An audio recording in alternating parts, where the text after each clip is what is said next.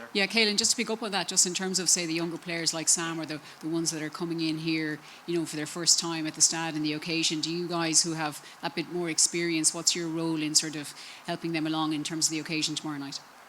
Yeah, well, I mean, we'll touch on some of the more obvious things, like I remember coming out here back in 22, I think it was, and just being struck by how loud the crowd was even before the warm-up and the band's going and stuff like that. So, yeah, we've mentioned those sort of bits just so they don't catch you off guard.